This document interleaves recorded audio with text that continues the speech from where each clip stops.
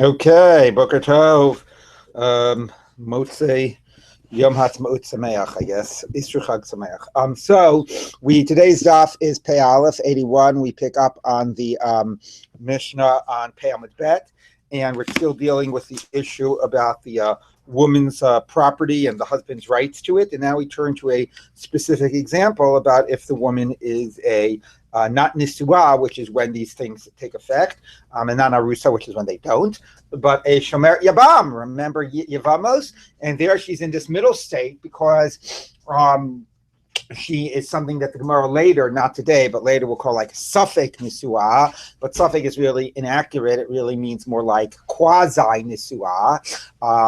She carries over the state that she has from her husband, assuming that her dead husband, she was Nisua to him. It's an easier assumption in that way. So it's sort of quasi carrying over that, the Zika to the current husband, and she's certainly in a state where she's, there's a mitzvah of Yibum, which would then effectuate the full marriage, including the Nisuin, but right now that hasn't been actualized. So then the question is going to be, what is her status in terms of all of these halachas about the reciprocal obligations? So to some degree, maybe some of them are obvious, that if they haven't started living together, and the guy could always do chalitza, so maybe a lot of those types of ongoing reciprocal relationships don't apply. But how about his right to the property? Which is, not so much about sort of their lived dynamics, but it is like a financial, right. So to what degree does he have that or not? So let's take a look. Before the Yibum is done. So now let's take a look at the Mishnah, Pei Amud Bet. Shomer Yabam. So she is a Shomer Yabam. She's waiting for Yibum, and now she inherited property, or maybe she had it from beforehand. But either way, she has property now. So both Beit Hillel and Beit Shammai agree that lechatchila she can sell and it's binding. Right? You might remember that if a woman got property after she was an arusa, there was a debate about whether lechatchila she could sell, but here they agree that lechatchila she could sell as a shomer yabam, because presumably it's there's a reasonable likelihood that there will be chalitza not yibam as opposed to an arusa. You totally expect that that's going to continue into being a nesua. Indicated one preference one way or the other? Presumably not. Mesa, ma yasu b'ksuvata b'nechaseha or b'nechasim hanichnasim vayotzim ima. Now, if she dies, what do you do with the ksuva? Who inherits it, and with the nechasim that come in and leave with her, meaning the ones she retained title to, which are the ones we've been talking about, which are the nechsei milo. Now, what does ksuva refer to as opposed to nechsei milo? So it might just refer to the 100 and the 200, okay, which is money she never had, money that she would have taken out of her dead husband's estate, or maybe it was owed to her, and she's in this weird position, right? The husband died, so she's deserved her 100 and the 200, but maybe not, because if that relationship continues through yibum with the brother, then she never really is in a position to have taken out her ksuva, right? Because then they're seen as like some continuity there. But one understanding of ksuva is the 100 or 200. Let's say the 200 zuz, if she was a virgin, that she's entitled because her husband died. But the other meaning, maybe a simpler meaning in this context, what it often means is in contrast to the nichsei milog, it's the nichsei tzon barzel. It's the money that she brings in that's written in the ksuva, right? Because the nichsei milog, you don't have to write in the ksuva. Again, that stuff she retains title to. The husband just has the right to keep the payroll. But the nedunya, the dowry, is the property she brings in that she transfers ownership to her husband, which is why it's written in the ksuva, because you have to list it and identify its value. And when the husband dies, she takes it out. Right, she takes it back. Okay, so the value of it, or if it's still around and it retains its value, then the thing itself. Okay, so that's probably the most shot. Meaning, there's a whole debate. Rashi tells us, I won't get you into who says what, but we're going to work with the understanding that ksuva here means that the nedunya, the dowry. Okay, and by the way, in our standard ksuva, right, we write the ksuva is 200. The tosefet is mea zekukim. The nedunya is another meya zekukim, right? Remember, right, that we discussed that whole thing. Sachakol masayim zekukim, which is much more than a zuz. Anyway, and it bundles it all together because the ksuva, the tosefet, and the nedunya is all the money, all combined, that she's owed, that she will be able to take out of the marriage if she gets divorced or if the husband dies. Okay, so that's why the word ksuva could refer to the 200, and it could refer, could also the tosefet if there is one, and it could refer to the nedunya. We're going to assume it means the nedunya. You can't refer it at all. Could we have a share at some point before we're done with this masecta, where you go through a standard Ashkenazic? So I actually did once, but I can do it again. I can bring in the whole text. I'll do it again. Maybe separate from the right. So you think to refer to one, or they can refer to the whole thing? It could refer to the whole thing. Yeah, it could refer to all of them. If the husband dies and the value of the nichei on Barzel has gone down. Yeah, she takes out the full value from the estate. From the beginning. That's why it's called Son Barzel, based on their value when she entered into marriage. You write the value at the time of the marriage. That's stable. And that's stable. That's why it's called Son Barzel. That's what she takes out of the marriage, that value. Of them. So in this sort of interim state where if she's not necessarily deciding one way or the other, she can't take out her tefillah. Let's say she wants to. She still can't go ahead with Yibum? Until there's Yibum or Chalitza, it seems like, we'll get to that in today's stuff, about whether she can, but presumably not. Nothing can be acted on yet, The dowry, I thought the dowry goes to the husband. It does. But is that the... And then you write the value, property? Yes. But she takes it out if he... if he dies or divorces her. So it only goes, but I thought...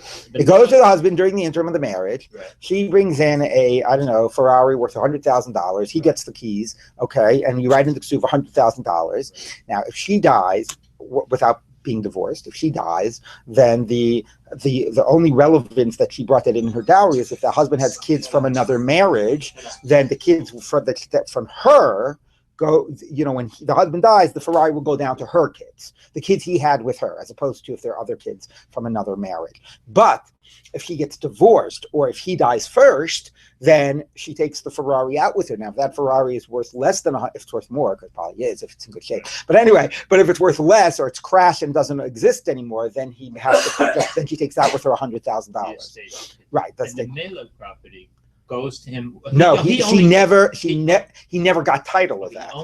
He only gets the fruit. Okay, which is why it's doesn't have to be listed in the Ferrari. Be the same thing as driving it, though, wouldn't it be? What? Yeah. Okay. Yes, but moving on. Okay, so what's the story? What do you do with now that she? What's the story with the nichsei milog and the nichsei tzon barsel? That he's got a dead husband and he's got this guy that might do yibum or chalitza. Beit Shammai omrim yachloku yoshei habalim yoshei ha'av. You split it. Okay, it's not exactly clear, right, who has, and then of course the presumption here is, excuse me, because it says Yarshim, we missed a little point that she died. Mesa, I maybe skipped that word. Mesa, when she's still alive, we don't yet have to determine the property. Let's see whether there's Yibum or Chalitza. But she died in this interim state. Okay, so who has rights to that? So Beit Shammai says you just split it all down the middle. Okay, a Solomonic solution. Okay, you split it all. She's in this quasi. I'm sorry, Beit Shammai. Beit Hillel omrim nechasim b'cheskasam v'ksuva b'cheskas yorshei habal. Okay, the property is in their chazaka, which is okay. Who has the chazaka? So let's read the next part of the statement. It might be just a header statement. It might be the question of viksuva or ksuva b'cheskas yorshei habal. The dowry is under the chazaka, is under the possession and stays in the possession of the heirs of the husband, because that Ferrari, now the husband has that title to for the last 10 years. So the question is, he owes her $100,000 or whatever, but okay, he holds on to that property. She would have to extract that money from the from the husband. So now that she's dead, and the husband's dead and she's dead or whatever, that property was in her dead husband's control, and therefore it remains in her dead husband's control, and it goes down to the heirs of the dead husband. So that's the nichsei tzon barzel. Ksuva b'cheskas yorshei habal. Nechazma nichnasim v'yotzim ima. The nichsei milog in there. What do we say? B'cheskas yorshei ha'av. That she retained title to. Okay, so that goes to her father and her heirs. So that's a very reasonable thing. And nechasim b'cheskasa might just be a header statement, or maybe it means, it's referring also to the 200 zuz of the ksuva. So basically, Beit Shammai says split it down the middle. Beit Hillel says a very reasonable thing. 1 minute. The 200 zuz of the ksuva and the nedunya is all in the control of the husband. Now it's true, he died. Okay, but you were in this middle state. He died, but there was still Yibum or whatever. So that doesn't change its status until that state clarifies itself. That remained in control of the husband. Then the wife died. Okay, so it still remains in control of the husband. The wife died. And therefore, though that property goes down, stays in the husband's family. Whereas the Nichse Milog, she had title to. And even though she didn't have Yachilas Peiros, so she always had title to. So when she dies, that stays in the wife's family. Is it relevant in this case? No, because if there was no mitzvah, she died before there was Yibum. If there's no mitzvah Yibum, then she would get the Nechse Tzon Barzel, right? If the husband dies and then the wife dies, then the wife's family comes and collects the Nechse Tzon Barzel, because that was deserved to the wife as soon as the husband died. The only reason this is different is that because she was waiting for Yibum, when the husband died, the Nechse Tzon Barzel had not really yet been ready to go over to the woman. Because if the brother had done Yibum, it would have stayed in the husband's estate, or the continuation of the husband's estate through the Yabam. Is that clear? Okay, wait, so now that he did die, the husband's family still gets it, right? Yeah. Okay. So what's the difference if there was Yibum in this case or not? It'd still be in the husband's. It'd still be that side of the family. Oh, you're saying if Yibum had actually been performed and then she died. No, if Yibum had been performed and then she died, then her family would come and extract the Nechse Tzon Barzel. She's got the title. Right, because then the husband would have predeceased her. But here, right? If the husband predeceases her and she's ready to collect, she takes out the Nechse Tzon Barzel. What happened is husband 1 predeceased her, but she wasn't ready to collect because husband 2 was waiting in the wings, and then she died. So is it like she died before her husband died? Right? If she dies before her husband died, the husband's family gets the Nechse Tzon Barzel. Her husband dies before her, she gets the Nechse Tzon Barzel. Here, husband 1 died before she did, but husband 2 didn't. So that's which husband? Exactly. Does she get the real husband? Right. With the real dead husband, please. So that's why Beis Hillel says that the Nechse Tzon Barzel. So that's why she's in this like quasi state. Did she die before or after her husband? Is a good way of thinking about it. So Beis Hillel says, the property stays in the whoever's possession it is. Nechse Tzon Barzel's in the husband's possession, stays there. Nechse Milog's in her possession, stays there. But if they both die before anything happened, and then she dies. Yeah, then she takes it all out. Yeah, she takes it all out. We don't assume the second husband had any obligation. Right. If she dies before her husband, the Barzel goes to the husband also? The Milog. Yes, if she dies before her husband.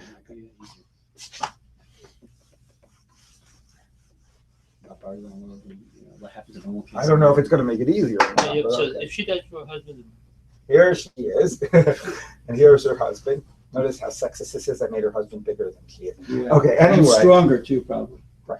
Okay, anyway, so she gets married. She brings in the property. Her Nechse Tzon Barzel, Tzon Barzel goes here, right? This is the dowry.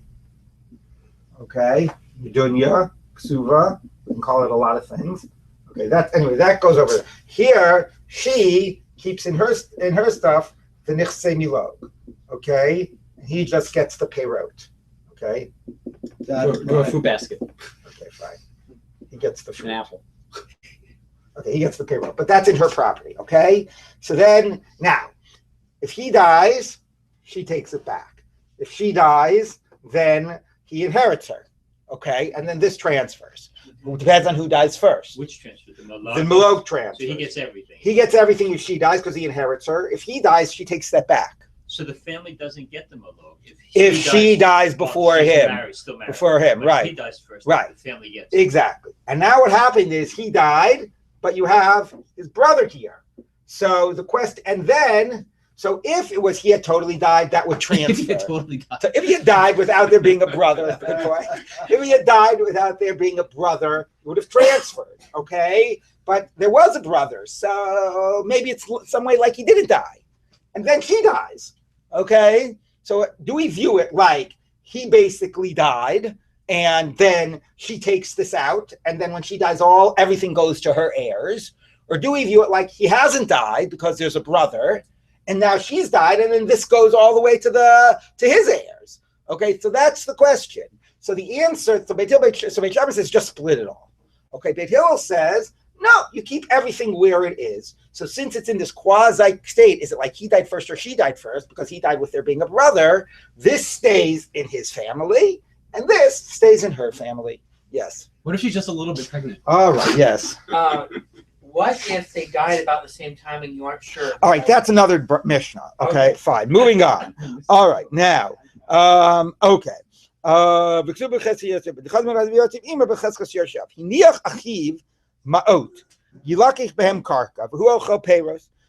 the brother left over money, so you use this money to buy land. So this is not, she hasn't died now yet. The husband died, and there's a brother. So now we're going on to a different point, okay? The husband died and there's a brother. So the halacha is, now she's going to, let's say, maybe do yibum with the brother, and maybe then the brother will divorce her or die, and it'll be time to collect her ksuva. So you might remember from Yevamos that she has the ksuva still from the first marriage, right? Because the Yabam, the brother-in-law, is a continuation of that. And she uses that, she collects that ksuva from the property that her first husband left over, okay? And now I'll tell you something that we're going to get to later, which is important to introduce now, which is my wife has a lien on all of my property for the ksuva, right? Kol nechasim achraim l'ksuvasa, right? The kanayv, the asidan l'miknei, everything will be there to be there to pay the ksuva. She has a lien on it. I can do whatever I want with my property, because even if I sell it or whatever, on the real estate, the lien remains. And even if it's not in my possession, and it'll be harder to collect if it's not in my possession, but I might sell it now and I might buy other property later. So I have total freedom over my property. She just has a lien.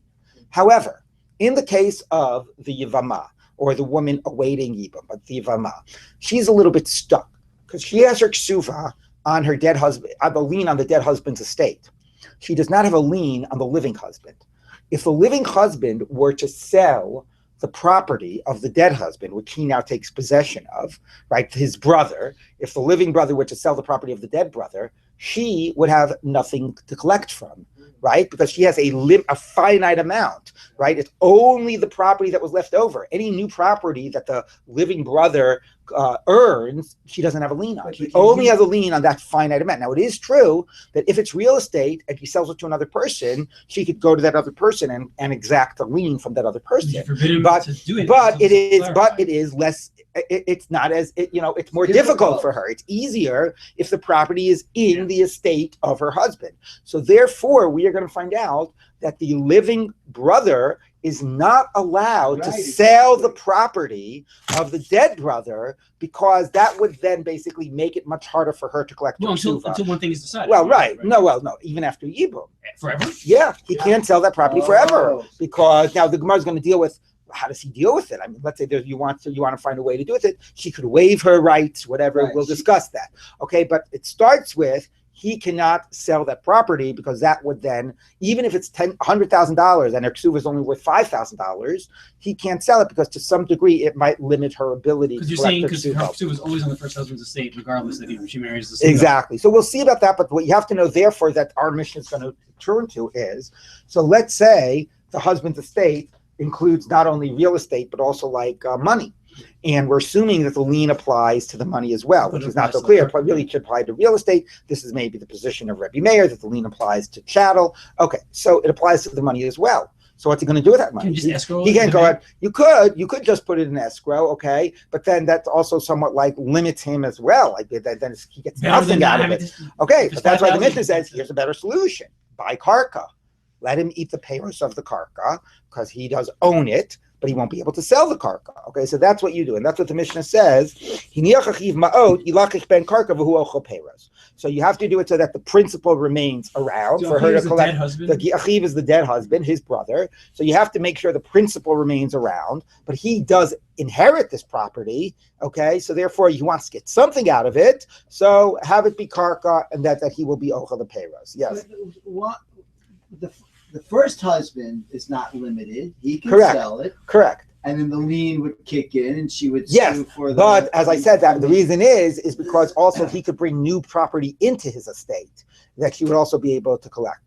So not only does the lien remain that she could collect from the people she sold it to, but if you have a normal marriage, the reason I'm free to sell my property is because if I earn more money or I buy new fields, then that's immediately available for collecting. Second husband can't do that? He can, but she doesn't have a lien on the second husband's property. She only has a lien on her first dead husband, which is a non-renewable resource now because the guy's dead. Okay, when the living husband, he's got a lien on her living husband's property, it's a renewable resource, a potentially renewable contrary resource. To the underlying theme of all of Yevamos, which suggested that the brother, in a way, is a continuation of the first husband, and that this is actually a place where that does not apply. Right, the legal liens are only on the first husband's estate. Although, of course, the Gemara in Yevamos also says that if that estate runs out, she can collect from the second husband, but we're not going to worry about that right now. Say he has 100,000 and he owes her 5,000. Right. Can he just give her the 5,000? So we're going to talk about that. So the end of the Mishnah is going to address that, and the Gemara is going to figure out ways to do something like that. Okay, it might not be able to do that directly, but you might be able to do that indirectly. Okay, so let's keep on going. Pears atlushim in a karka, if it's fruit that's been picked, so that's just like money. You lock it ben karka v'ochal perus. Buy karka, so you retain the principal, and he gets the perot. This might sound similar to the discussions of nichsei milog, but it's a similar sort of setup we want to have of a secured principal, but for a different reason, in order to ensure her to have her lien for her ksuva. Okay, let's say you have the fruit on the trees. Okay, so is that like money that has to be converted, or is that just like it's part of the land, and then when they're harvested, the husband gets it, but it doesn't have to be converted into something that she'll have a lien on? So what's the story? You figure out how much the field is worth. It is. Well, it's the same, like I said, it's the same concerns, but for a different reason. Okay, you figure out how much the increase of value is because they're on the trees. Mosar, and the difference, that actually is considered something independent that she has a lien on, and therefore you have to ensure that that lien remains. So you basically take that money of that value of the difference after you pick the fruit and sell it, and ilakik ben karka v'hu ochel perot. And same thing, you turn it into karka, so she has a lien on that money as well. No, when it's attached to the land, it's his. Now the Gemara is going to switch that to shalah, but shalah actually makes sense. Meaning, well, or the way to look at it is like, is that when they're part of the karka, they're not seen as independent, and therefore when they're picked, they're just peyrot. And therefore, since they're just the peyrot of the karka, he gets to keep it, and you don't have to convert it into some principle that he has a lien on. Hatlushim min karka, the ones that are already or picked, or now we already discussed with already picked. So this would actually mean once they get picked, kol hakodem behem zacha. So, or whoever first come first serve. Okay, or actually, no, it does mean picked, and the Gemara is going to discuss why didn't he just talk about the case of money? But here the Chachamim actually are disagreeing, and they're saying that if the dead husband leaves over picked fruit or money, so the first position assumes she's got a lien on the money and on the fruit, and you have to convert it to a type of property that will be protected, so you convert it into land, right? Remember we said that. Here it's saying, no, she doesn't have a lien on it, right? You only have a lien on land. You don't have a lien on chattel. So her husband died, left over some cash and left over some fruit and left over some real estate. Her lien is only on the real estate. Okay, and therefore, when it comes to the other stuff, it's the husband is the brother is free to pocket it. Okay, if it comes time for her to collect her ksuva and the other stuff is still in the estate, she can collect her ksuva from the cash as well, right? Everybody knows the difference about liens. Liens basically mean, right, like whether, it's, if it goes to another person, can you take it out of? Okay, but here the Chachamim are basically saying he is restricting what he can do with it, is only restricting on the real estate, because that's the stuff that she really has a right to collect from the real estate. Any cash or fruit that the dead brother, her dead husband, the dead brother left over, that's stuff that the living brother can now pocket. If she doesn't, she could also pocket. Well, if she does chalitza and then she can pocket it. But at this stage, it's she doesn't have a lien, and he inherited from his brother, and he's free to use it. Okay, we'll see what kol hakodem bem zacha means, but the basic point is she doesn't have a lien on that stuff. Okay, moving on. Kinsa, now he went ahead. What? Who zacha? Kadam who zacha? Kadmahi yilaka ben karkavu achapera. So she grabbed it. Oh, I'm sorry, I misstated a minute ago. It's a kodam who's kol hakodam zacha. Even now in the state of shomer yabam, if he grabs onto it, then it's just money inherited from his dead brother that she doesn't have a lien on, that he can do what he wants to. Okay, but if she grabbed it, now she can't collect her ksuva yet because she's still in this shomer yabam state. But if she grabbed it, that somehow means that that's enough to make them stuff that she has a lien on. And therefore they would get converted to karkos. It's very bizarre. Like, make up your mind. Either she has a lien on this or not. What does that mean? That if he grabs onto it, then it becomes stuff that, that she has a lien. Okay. But that's the Mishnah. We'll see about that in the Gemara. Okay. Okay. Now, Kinsa, if he went ahead and finally did Yibum, then Harehi ki ishto l'chol davar. Then she's like fully like the wife, meaning all this middle state stuff goes away. It's a normal case now. The past is the past. Bilvad, but the one remaining thing about her having been a yibum is shetei ksuvasa nichse ba'ala harishon. The liens of her ksuva still are limited to her dead husband's estate, not the living guy. That remains even after yibum. That could be better. Well, richer, then, yeah, but could be both. Lo yomerlan. Therefore, he can't say to her, here's your ksuva, it's on the table. So the question is, does it literally mean table? The Gemara is going to discuss a case of like here with the good china, the dishes, or Rashi says maybe he's a shulchani, a money changer. Here's your ksuva. But basically what it means is not only that it might not mean he can't prepay the ksuva, but it might also mean like I'm just paying you off your ksuva money. We're still married, but here it is. So now I'm free to sell the other property. That's right. One of the things we suggested. It could also mean I can't designate this property right here is the stuff you'll have a lien on, and that'll free me off to sell the rest of the property. No, he has a right to have a lien on everything. He can't limit that by prepaying the ksuva, or she has a right, of all of her dead husband's estate. He has his hands tied behind his back. We said he can't sell any part of the dead husband's estate. So therefore, we'll discuss it. Okay. So therefore, what the Mishnah is saying is that he would want to try to find a way to limit her lien so he has the freedom of the rest of the estate. He's not allowed to prepay the ksuva, or he's not allowed to limit the the lien to a certain amount of property. He has to remain that all of the property he has to have rights to. Ella kol nechasav achrayim l'ksuva. So all of his property is responsible for the ksuva. She has rights to all of the dead husband's estate. V'chein lo yomar adam l'ishto, and forget a case of yibum. Any normal husband and wife, the man can't say, here, I'm going to prepay the ksuva. Or here, your ksuva can be collectible just from this parcel and not from the rest.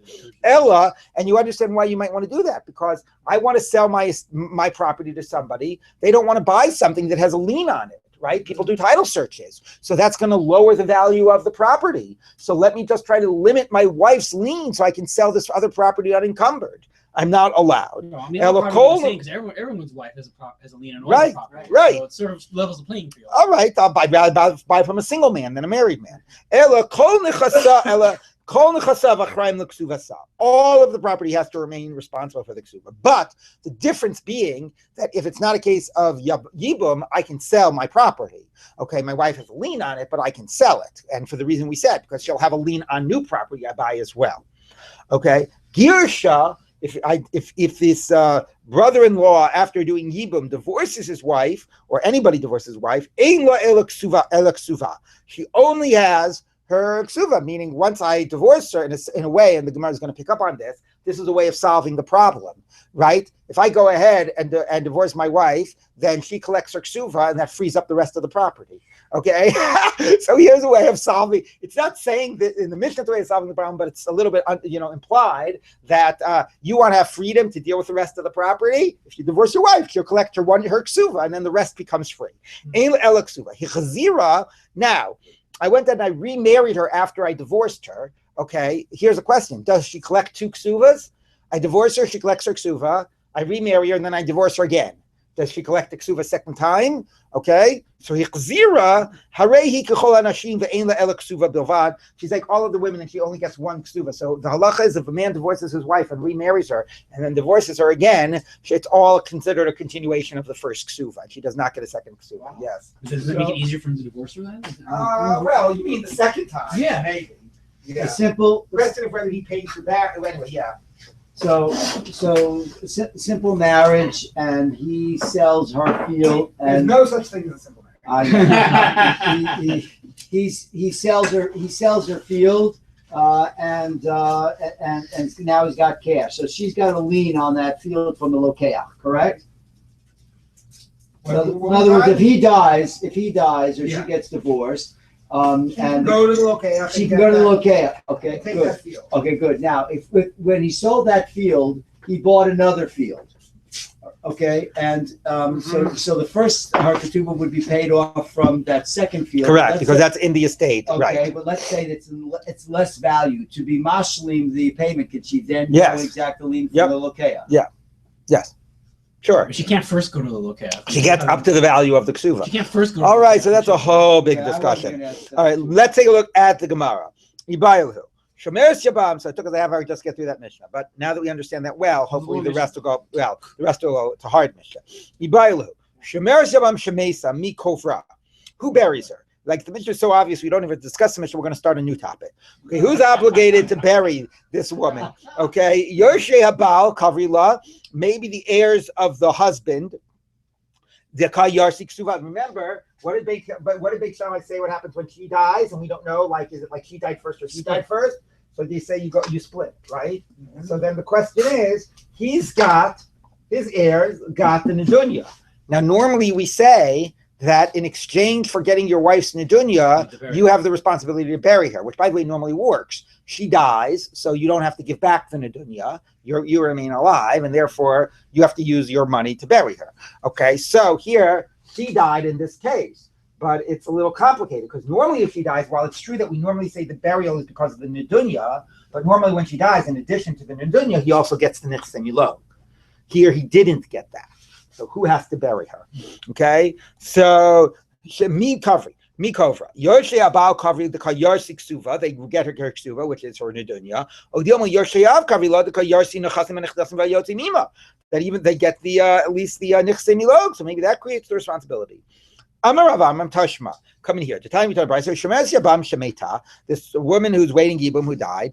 Patapa Pe'al V'Malaf. Yorsheha, her heirs. Yoshei Ketuvata, the one who gets her Ketuva, which means her Nedunya, Chayavim Bikvurata. So it specifically identifies, it acknowledges that there might be two sets of heirs, but it identifies that the ones that get the Ksuva, meaning her husband's estate, those are the ones that have to bury her, because they get to keep the Nedunya. Amar Bai, Avanana Mitanina, we taught similarly. Almanani Zonat Minichse Yisomim, a normal guy dies, the widow is continues to be supported by the estate of the heirs. And they get her Masi Yadayim because that's the normal exchange when the husband was alive. So Masi Yadayim for the support. The Ein Chayavim B'Kvurata, but they don't have to bury her. You know why they don't have to bury her? Because that's a normal case that the husband died first. If the husband died first, who got the dowry? Husband died first. What happened to the dowry? Normal case, husband dies first. She does. She took it back out of the estate. So since now the husband died first and she took it out of the estate, the dowry, when she dies, the heirs don't have to bury her, right? Everybody got that? Okay, because she got her dowry back. Okay, the so these two are not her children? Let's say not, right? Because if they are, they're also her heirs. Yeah, that's true.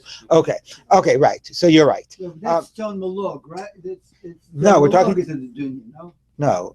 Nedunya is the Milog is stuff she retains title to. So Nedunya, the dowry, is an Nechse Tzon Bat that she transfer title to. Right. Okay, so she dies, right? You're right. It would have to be other heirs, right? I think Rashi makes that point. Anyway, but the husband's family does not have to bury her because she managed to take her Nedunya back out of the estate. That's a normal case. Now, Yorsheha, so who does bury her? Her heirs, Yoshei Ketuvata, the one that gets her dowry, Chayavim B'Kvurata, those are the ones that have to bury her. Okay, the Ezu Yamana, and that's what Abai says. This is now Abai talking. The Ezu Yamana Sheish Shnei Yorshim. Right, right. It's it's a Breita. But the Ezu hi Almana sheish l'shnei Yorshim is Abaye talking. Oh, okay. So who is this Almana that has two heirs? It says her heirs, the one who gets her ksuva, those are the ones that have to inherit her, that have to bury her. So the pshat is just talking about the case about like her kids in a case of a normal case of a death and then the husband dies. But Abaye is being medayik this double language. Her heirs, the heirs of her ksuva, to say it's also coming to include a case Heve Omer Zo Shomer Yabam, a Shomer Yabam that really does have two sets of heirs. Okay, she's got her father's family and she's got her husband's family, and in that case, bottom line is the ones who get the nedunya are the ones who have to bury her. Fine.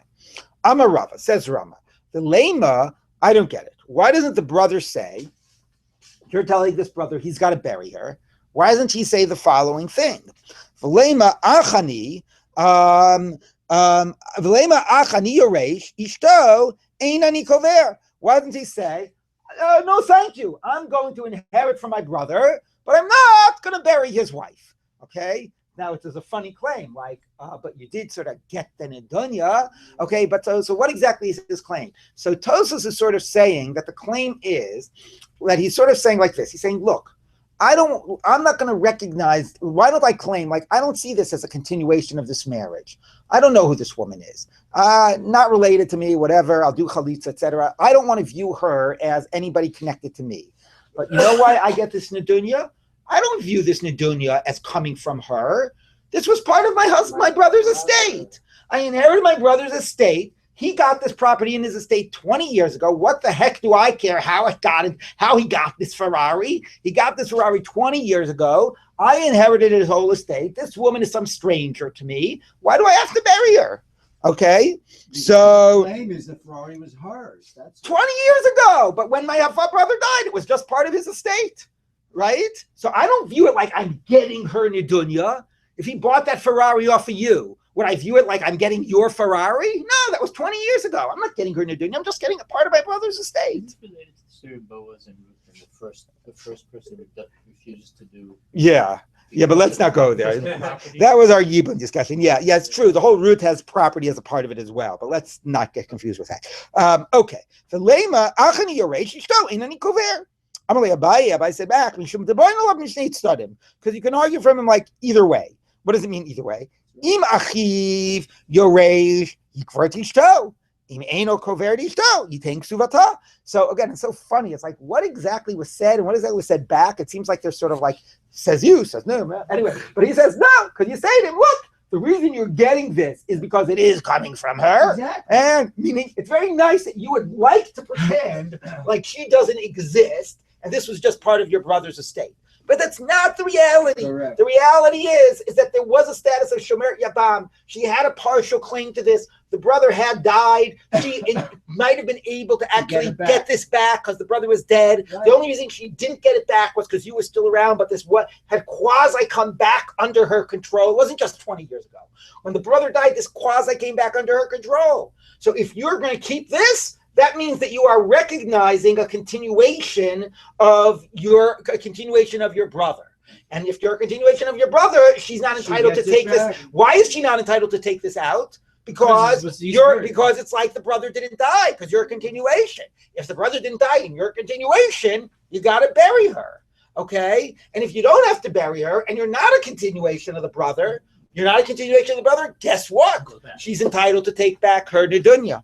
Okay, so that's what he says. Can't have it both ways. Okay, so imachiv yoresh. If you inherited your brother, that means that it wasn't time for her to take her dowry back. So you're a continuation of your brother. You're a continuation of him vis-a-vis the wife. So bury her. And if you don't have to bury your wife because you're not a continuation of your brother, at ishto you think zuvata. Then when the brother died, she was entitled to get her property back. Amarle hachi kamina. Here's what I was saying. Why didn't he say the following? Chani yoresh et ishto einani kover. Sounds like what you said before. Very nice. V'im shum ksuva. And if you want to say, oh no, you have to implicitly be a continuation of your brother, or else she was entitled to take it back. No. Lo nida ksuva ligvos mechayim. The ksuva cannot be collected during life. Okay, which means that, like, the wife can't. I mean, the Mishnah sort of said the husband can't prepay the ksuva, but to some degree also the wife isn't in a position to collect the ksuva until he dies. So how is that relevant here? I mean, he is dead, but it means that but the brother is alive, so that's still considered mechayim. So basically, again, it's like a little bit funny. He's still arguing a little mimar. He says, no, look, this is my brother's. Okay, I don't recognize her. This is my brother's. How could I say I don't recognize any relationship to her or whatever? This is my brother's. If my brother died and I'm not a continuation, then it was time for her to collect, right? My brother died, and this is something like I'm not related to her. I'm not a continuation of my brother, right? So then if my brother died, it was time for her to collect. No, it wasn't time for her to collect yet. And she didn't have any rights to it yet. Why didn't she have any rights to it, even though the brother died? Because lo nitna ksuva ligvos mechayim. The ksuva cannot be collected while the guy's still alive. Of course, the point is, but the guy isn't alive. The only reason you're considering it mechayim is because you're alive. But we're back to square one. If that considers it mechayim, then you are recognizing the relationship to the wife, and you are chayiv to be covered. So it's very strange how this response is any better than what the Gemara said before. Let's keep on going. Okay. Ketuvi's dead. It's like a Ferrari. He's alive. There you go. So the Gemara says like this. So the Gemara says no. Man shamislei di islay midrash ksuva. So that's because now here it clarifies why he has somewhat of a claim. Because to say mechayim and my brother's still alive because I'm alive is obviously exactly what he's not able to say. But the Gemara indicates this phrase called midrash ksuva. What's midrash ksuva? Midrash ksuva means we read the language of the ksuva extremely precisely.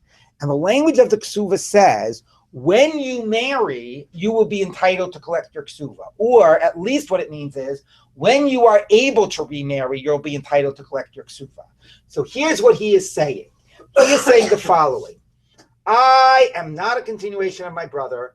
I don't recognize any obligation to this woman. This is just part of my brother's estate. Okay, but if you're not a continuation of your brother, it's not part of your brother's estate, because then if you're not a continuation, she's entitled to extract it. He says no, because the ksuva says, when can she collect her ksuva? When she's free to remarry. So she's not yet free to remarry because I'm still around. I don't think I'm a that's just some technical thing. I don't know. There's somewhere in Shulchan Aruch that says she's not free to remarry. It doesn't have anything to do with me, but she's not free to remarry yet.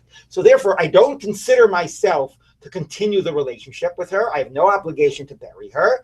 This is all his estate. So you can't say that if it's not a continuation, she can collect it and it's not his estate, because she can only collect it once she's free to remarry. And she wasn't free to remarry yet for some technical reason. Okay, she wasn't free to. It wasn't technical. I'm being facetious, but she wasn't free to remarry, and that's why it's still part of my brother's estate. And I don't have a relationship with her. She doesn't, but this is his claim. What's the answer to this? Okay, so the Gemara says like this: Man shamislei di islay midrash ksuva. Who says that you darshan the ksuva? And if it says free to remarry, once you remarry, we read it in a very precise way. Beit Shammai, we know that that's a general position of Beit Shammai, that they're hyper literal or whatever in terms of the reading of the ksuva. So v'shamina leila Beit Shammai da'amri, no, because Beit Shammai also holds shtar ha'omed ligvos k'gavui dami, that a shtar that is fit to be, fit to be collected. It's like it's already collected. So you're back to another mimanashach. You want to say, oh, she wasn't able, this wasn't yet under her control and rights because she wasn't fit to remarry. But according to Beit Shammai, if she has a ksuva, which entitles her to collect, even if maybe the time isn't exactly arrived yet, it's already considered as if it's collected. So either way, this property would be considered under her control. Meaning because someone died? Yeah. So let's take a look. Okay. It's not. We're talking the Mishnah. Mesu b'halei and ashalo shasu. You have women who are sotot, who have been suspected of adultery, and they're being brought to the Beis Hamikdash to do the drinking, and then their husbands died before they drank. Beit Shammai yomim notlus ksuva v'lo shotot. They collect the ksuva, even though they're not able to drink now because their husband is dead. Okay, they are considered to be, meaning, why don't you say that the property now of the ksuva, if it turned out that they had committed adultery, they would lose any of their rights of their ksuva, right? We had that before, right? Cases where if she had committed, if the husband can divorce her and she doesn't get her ksuva because she was at fault. Okay, so if she had committed adultery, she wouldn't be entitled to the ksuva. If she hadn't, she would. It's a suffix. Okay, she dies. It's a suffix. It hasn't been clarified. Can her heir? The husband dies. Excuse me. It hasn't been clarified.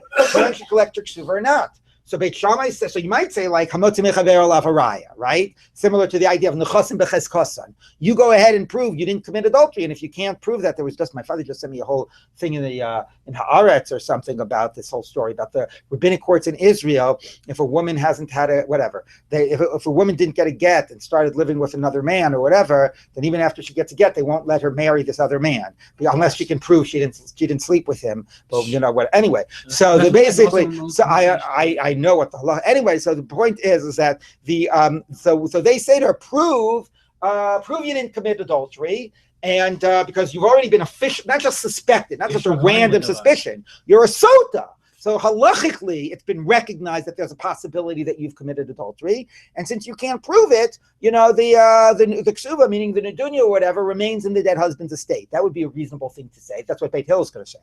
Beit Shammai says no. They're able to walk away with the ksuva. Why? Because since they have a star that gives them rights to that property, even though it's only collectible under certain circumstances, and those circumstances, you know, haven't arrived, and when they did arrive, there was a doubt whether they could collect because they might have been adulterers. Nevertheless, it's considered to be in their possession. They're not considered to take it out of the husband. Since they have the star, it's considered to be in their possession. Okay? So that's what Beit Shammai says. So Beit Hill says, either drink or don't get your ksuva. So the Gemara says, shosos, drink. The husband has to be the one to be part of the process. Elo, no, what they mean is, since you're not able to drink, lo notlas ksuva, you don't get your ksuva because the husband is in possession of the property. But Beit Shammai says the husband isn't in possession; she's in possession. So Beit Shammai notlas ksuva v'lo shosas v'amai sveika, who it's a doubt. Suffix zanai, suffix lo zanai. Maybe she committed adultery, maybe she didn't. The kasi suffix umotimi vadai, and that's coming and taking out of the husband's possession. Beit Shammai, you see what Beit Shammai holds is it's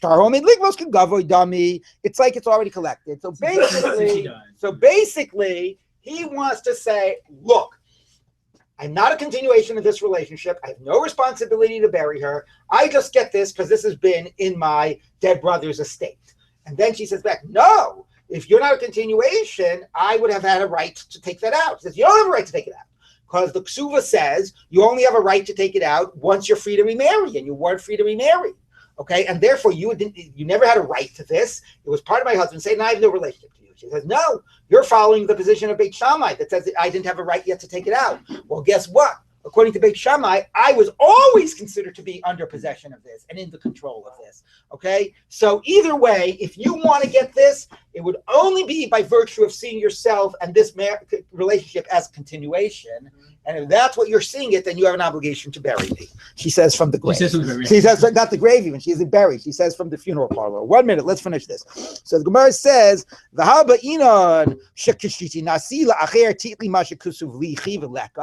Gemara says, okay, but bottom line is, it still says, when you marry somebody else, then you'll be able to take it. And, you know, bottom line is, it's funny, again, it seems like re-asking the same question.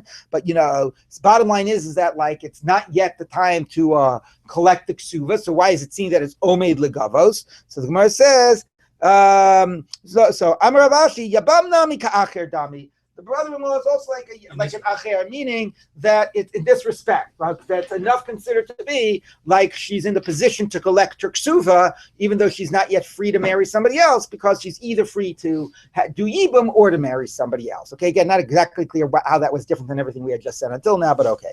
Yeah, go ahead, Dov. There's a difference between ownership and possession, right? Yes. Yeah, so that we mean possession. She's right. The owner, but he's in possession of. No, the opposite. He's considered muhzak in it. The husband owns it, but it's under her control because of the star.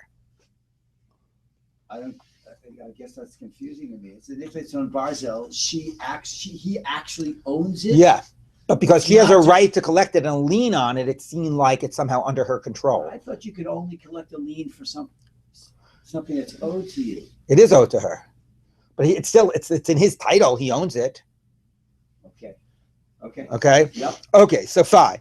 So now we get on to the question. Okay, that was complicated, but it went actually that once we got the basics down, I think it went pretty quickly. It just seemed to repeat itself a little bit. Okay. So now the Gemara says like this. Now we get to the issue about she's got a lien on all of her dead husband's estate, and the brother-in-law wants to go ahead, and let's say he did yibum or whatever, he wants to go ahead and he wants to sell some of that property, but he's restricted. Is there any way around this? So let's take a look at the Gemara. Sholach le Rabbi Abaya, biyad Rav Shmaya bar Zera. So Rabbi sent the following sort of inquiry to Abaye. Can the ksuva be really collected from while she's still alive? Which means like, well, let's see what it means. Okay, while the brother-in-law is still alive. V'hatanya, we turn a brisa. Rabbi Ava Omer, sha'alti et sumches. I asked sumches. Harotza shegim kor b'nichsei achiv ketzad hu oseh. So let's say the guy wants to sell his brother's estate, and the Mishnah said, or portions of it, that he's not allowed. What options are available to him? In Kohen hu yases uda v'yifayes. If he's a Kohen, then he can't divorce his wife because then he can't remarry her. So then, throw her a big seuda and get her happy, and buy her jewelry and flowers and get her to agree to allow you to sell some of the estate and to waive her rights. Okay, sort of like an Achashverosh story or something. Okay, right. Rashi says, "Yasa suda yafa liftosab mishte hayayin." Okay, take her out to dinner, this or that. All you can do is try to get her to waive her rights, but there's a better solution if it's not Yisrael, which is what if it's not Kohen, which is what in Yisrael who megaresh beget. If it's Yisrael, not a Kohen, divorce her after doing yibum, v'yachzir, and then remarry her. Okay, now how did that solve the problem? So you could say divorce her, pay her off her ksuva. Okay, and then, which is so funny, you can't prepay the ksuva. What you could do is divorce her and pay her ksuva, and then you remarry her, and then the property is free because the ksuva has already been paid. Rashi says you don't even have to pay the ksuva in that scenario.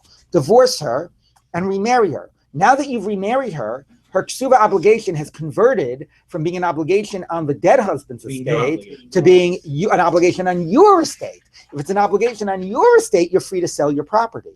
And you're free to sell your dead brother's property, okay? Because it's not this finite amount that has to be protected, okay? So if you want to convert her lien on your dead brother's estate, which therefore is finite and you can't do anything with it, and you want to essentially make it a lien on your estate, which frees you to sell property, interestingly, divorce her and remarry her, and then the ksuva obligation shifts to you rather than to the dead brother's estate. Yeah, it's all, yeah. When you remarry your ex-wife, do you have to wait the 3 months to? No. The share was short. She said at that point, listen, I won't remarry you unless you give me the ksuba now. She could, yeah, sure. She doesn't have to. She doesn't have a choice in the divorce, but she has a choice in the marriage. Okay. We said at the beginning, though, today that we limit the second husband, or we limit this person because it's the same person. It doesn't matter. What? I thought we said that we limit it when it's a lien on the dead husband's estate, which is limited and finite. It's not a lien. We don't limit a normal husband from selling his property. When he divorces her, his sister-in-law that he did yibum with, and then remarries her, then it becomes like just a new normal marriage. So he doesn't limit it. Okay. Let's just turn the page. Now you said that she's considered to be like the reason he has an obligation of burial is because it seemed like she still has some type of rights to this nedunya that he got, and therefore he has an obligation of burial. That was our whole point, right? Her rights to this is because it's like nitna ligvos mechayim, that even though the brother-in-law is still around and it's still some degree a continuation of the life of the dead husband, but nevertheless, once the husband died, it's somewhat under her control. That's Beit Shammai, right? Yeah, let's not get into Beit Shammai Tosos, whole question Tosos which way to read it according to. But the point is, once he dies, she to some degree is entitled to collect this. Okay, and therefore, since in the end the brother is getting it, that obligates him in the burial. That's called nitna ksuva ligvos mechayim. That even though the brother's alive, she gets some rights to her nedunya, even though she doesn't totally take it yet. So let's see what the question is. Okay, at least we'll understand the question. I don't get it. There's a much easier solution. Niyachid lo shir ksuva, the ashar Elizabeth says, I don't get it. If once this guy dies, she is to some degree entitled to collect her ksuva, and that creates that whole dynamic we spoke about. If he wants to have the freedom to sell his dead brother's property, say, look, right now you're in a position that you have some rights to collect your ksuva. Fine, let me essentially pay the ksuva. Designate the property for the ksuva, and forget the niduna, whatever the whole property is. And since you're in a position to collect right now, I'm able to designate what that payment is, and that'll free me up to sell the rest of the property. Okay, so let's just read one line answer. It says, "The taimech, according to your reason, the lo seni mas nisin." Ask on our Mishnah. Lo yomer la harei ksuvasech menechas lachachal shulchan kol nechasim achrayim liksuvasa. So there it says, don't pre-designate the ksuva. Why not? Why not pre-designate the ksuva if to some degree she's entitled to collect it? So the Gemara says, no. The ilote mahachi, that's not telling you, you know what, is going to be too much to try to squeeze in 1 minute, unfortunately. So we'll have to end here and continue on Shabbos. Okay? But I'm kind of is that